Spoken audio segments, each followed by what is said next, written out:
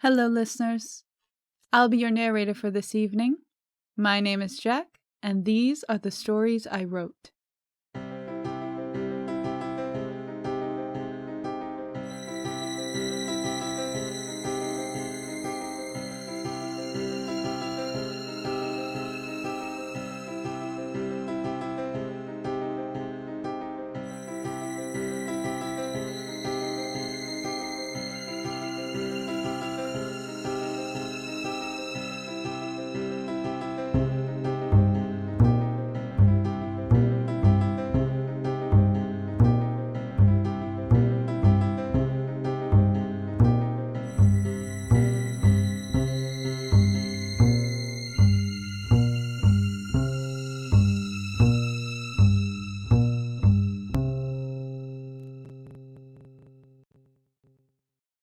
Timberwolves.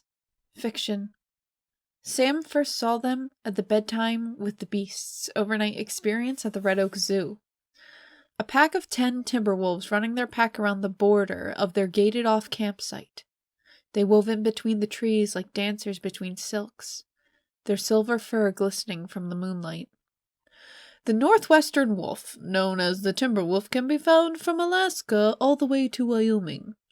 They tend to hunt at night and are pack animals. The largest pack consisted of 42 wolves and was comprised of 4 distinct wolf families, all under the guide of one pack leader. The zookeeper chimed in. The kids all oohed and awed while Sam stood right against the fence, peering through the wire. The largest wolf was just 10 feet away, looking for a scent. It stopped and looked at the girl with its great golden eyes and cocked its head. A family, she thought. Travis and Teresa were good. Way better than Joan and Dave in Iowa. Way better than most of the homes a 7-year-old had stayed in thus far. But to Sam, they were just good. Their home in Oregon was spacious and surrounded by thick trees ripe for exploration. They were more than willing and even excited to give or buy anything for her. The overnight at the zoo had, in fact, been Travis's idea when he saw Sam watching Animal Planet in her bedroom. So, when Sam and the car ride home went on and on about the wolves and how they ran in the moonlight, it was no surprise that within the week, Sam's bedroom was filled to the brim with books and paraphernalia on the various lupines. Over the next 2 weeks, Sam perfected her plan under the guise of a child's enthusiasm, coming to a head when she asked Teresa to help her make a wolf robe. It was made from a soft gray knit, with tiny white buttons down the front and a hood that covered her head like a wolf's mask. She waited until the moon was full. It would be better for her to see that way. Packed a bag with water, fruit snacks, and a pound of raw bacon, and walked into the woods. She walked for miles, wove through briars and broken branches, and after hours she heard that first howl. They were headed her way. The crunch of leaves growing louder, then slowing to a stop. She could feel that she was surrounded, yet all was silent. Through the brush, the form of a great white timber wolf appeared, its eyes amber and piercing, its stance tall. Sam pulled the hood over her head. The Amber Alert had gone unresolved for a year. After the first month, the search parties had stopped. Experts said that by that time, she was more likely dead. They stopped searching for the body 2 weeks after that. Teresa and Travis were devastated, as most good parents are. Teresa insisted on leaving everything in Sam's room exactly as she left it, going so far as to drawing her curtains and putting a new glass of water on her bedside table before she went to bed. Travis would record Animal Planet documentaries for Sam every Sunday. The two didn't even consider adopting another child. 366 days after Sam's disappearance, Teresa went into Sam's room to open the curtains as she did every day. As she parted the curtains and let the sunshine pour in, she heard a rustle beneath her, and a small yawn. In the bed beside her sat Sam, hair messy from sleep. Smiling slightly, she said, "What's for breakfast, Mom?" They never talked about what had happened. Years passed, birthdays, holidays, middle school, high school, college, laughter, tears, hugs, smiles, sleep. After college, Sam moved out into the city, working hard in the urban jungle, surrounded by the sounds of mechanical society, very much unlike the crickets of the woods-surrounded home she grew up in. And Sam did very well. She was very successful. At night, she would visit the park and walk barefoot. When her father passed, she came home for a while, and on the last day of her stay before it was necessary for her to return back to work, Sam and her mother sat out under the moonlight on their back porch. "I know we don't talk about it, because the past is the past, and we cannot change it," her mother started, caution every syllable. "But what happened out there? How did you come back?" Sam looked at her mother, studying every aspect of her face, and looked into the woods. Sam smiled. "Wolves that wander will eventually come home."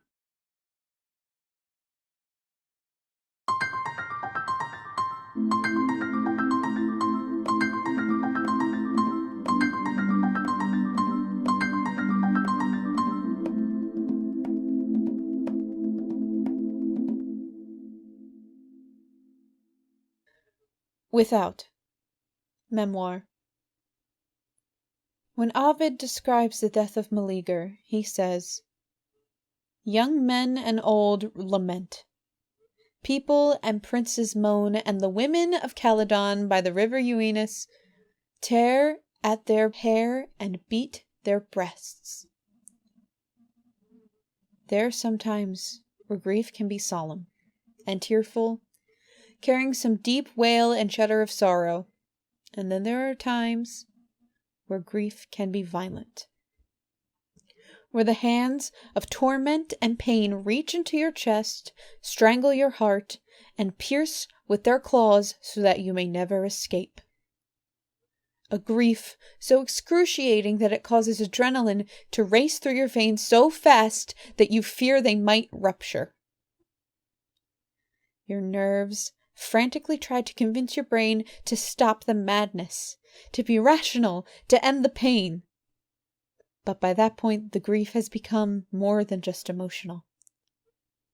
This type of grief is chemical, primal, and it is the grief I know well. I can still feel the pilled flannel of his bedsheets, smell the odor of his unwashed pillowcase, hear the plaguing crinkles of his dorm-issued mattress. They are ghosts on my skin, whispering in my ears, swirling in and out of my mind during moments of the most inopportune. I can recall that moment better than any other moment of our almost 2-year relationship. In the 10 minutes between his classes on February 10th, he had informed me that he didn't love me anymore. He then left me in his room to cope, saying that he still wanted to celebrate Valentine's together. I had been trying to combat a depressive relapse for about 6 months at this time, if not more. My life had been falling apart once again. My boyfriend had been the only thing keeping depression's soul-sapping tendrils away. He was the only steady thing, the only thing that truly loved me, no strings. At least, I had thought he did. From that bed, the ground around me shook, bottoming out and sending me hurtling down a pit to hell. I writhed in anguish, my tears boiling, gagging, as I tried to suppress the screams of my sanity ripping in two so that his roommates wouldn't hear.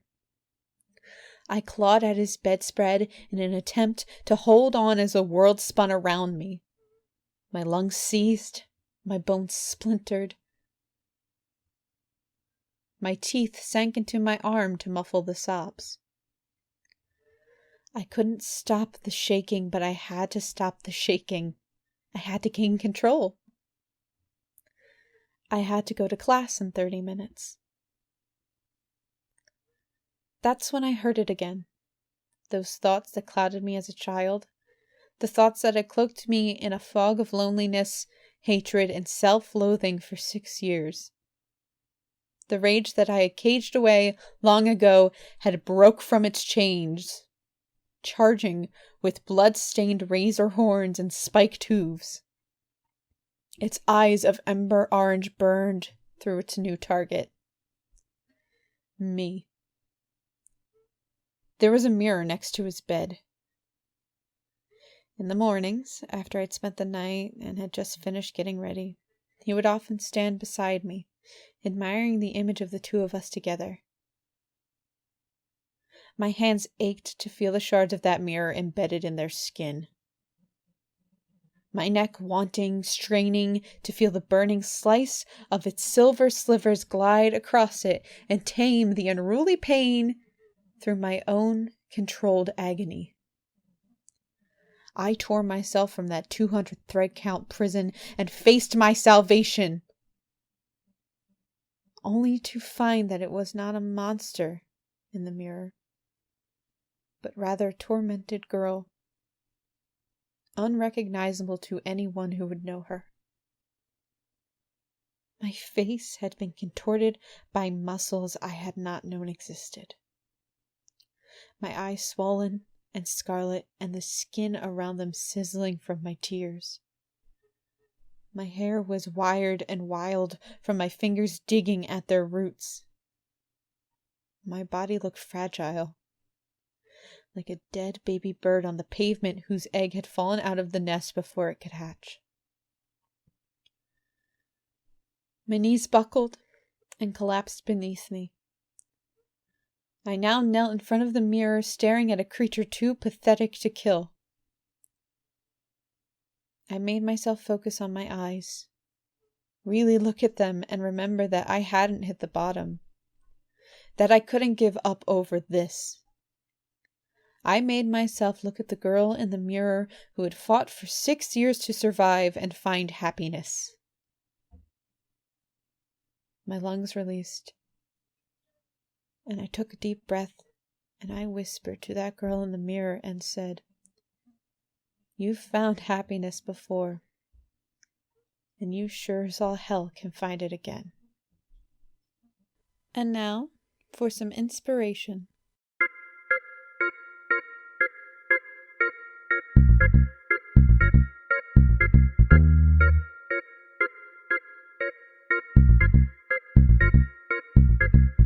I saw how he breathed. Fast, wheezing, unsteady, sharp, like an empty jug. The soul was long gone, and only cold wind remained blowing on a jug. Be it stout or frail, hand-blown glass or molded clay, any jug can break.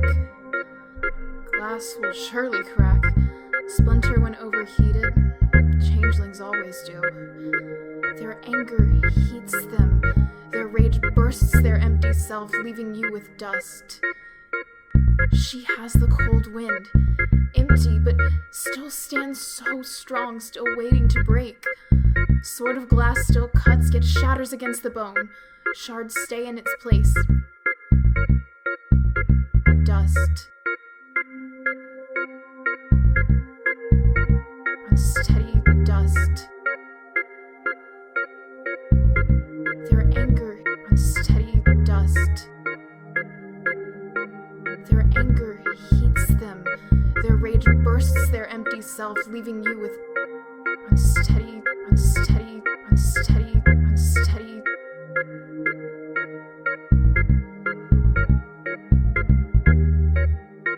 Unsteady dust. The Tester. Fiction. Marian sat alone in the train car, dreamingly staring at her image in the mirrored window. She had never tested a beach town before. She wondered about how blue the water would be, if the sand would be rocky or fine. Perhaps the buildings would be made of white stucco, with blue tile accents like the ones the recruitment catalog had advertised. Marian's job so far had sent her to a very dark forest, a haunted castle, and a very grotesque-smelling swamp all within a week from when she first got hired. The fast pace hadn't even permitted her to change her clothes. Her boots were still caked in mud that reeked like a startled skunk. "At least I'll be able to rinse off in the ocean," Marian thought to herself as she pulled a twig out from her tangled ponytail. The train slowed to a stop, and Marian slung her rucksack onto her back and grabbed her walking stick. The electric sign above the train door read, "Aurora Beach," as Marian stood in front of it, waiting for it to open. She was bathed in a blinding white light that she excitedly stepped into. Aurora Beach was bigger than all the other locations, less straightforward. When she stepped out of the train, she was greeted by an arch that read, "Welcome to Aurora Beach," in shiny brass letters. She looked everywhere for the arrows she had grown accustomed to following in the other locations, but was interrupted by a message on her tester tracker, the device on her wrist which recorded her progress and reported her findings back to headquarters. "The functionality of this town is not only to progress, but also to explore," the tracker's screen read. Marian promptly forgot about the arrows. She saw the ocean's sapphire water glimmer in the distance and proceeded towards it. She cut through the brick-laden town as fast as she could, avoiding the few merchants who shouted for her attention. The closer she got to the shimmering cerulean, the faster a large, towering brick wall grew before her. Securing her walking stick behind her back, Marian went for it with a running start, managing to scale a little over half of the wall before she skidded down in defeat. She tried again, starting from a further distance, but to no avail. Sweaty and tired, Marian sat down on the ground and stared up at the behemoth before her. She could hear the waves crashing from beyond the wall and the flock of gulls calling above her. "If only there was something I could grab onto," Marian thought. She stood up, having been struck with an idea, and prepared to run at the wall again, only this time with her walking stick in hand. Marian took off, and as she reached the apex of her climb, she jabbed her walking stick into the wall, wedging it between two of the bricks. She hoisted herself onto the stick and, using it to gather her footing, lifted herself on top of the wall. The view was breathtaking. The setting sun painted the sky a swirl of orange, pink, and purple, and the ocean glistened so much that it was no longer blue, but silver. Marian dropped down the wall, the sand breaking her fall. She ran with such joy towards the gleaming sea. She could imagine the cool waves soothing her aching muscles and the salt cleansing her soiled body. The water splashed underneath her boots, and she began to feel the chilled water encircle her calves when everything went black. When she came to, Marian was in front of the sign that read in shiny brass letters, "Welcome to Aurora Beach," with her walking stick in hand. The swamp mud was still caked onto her boots.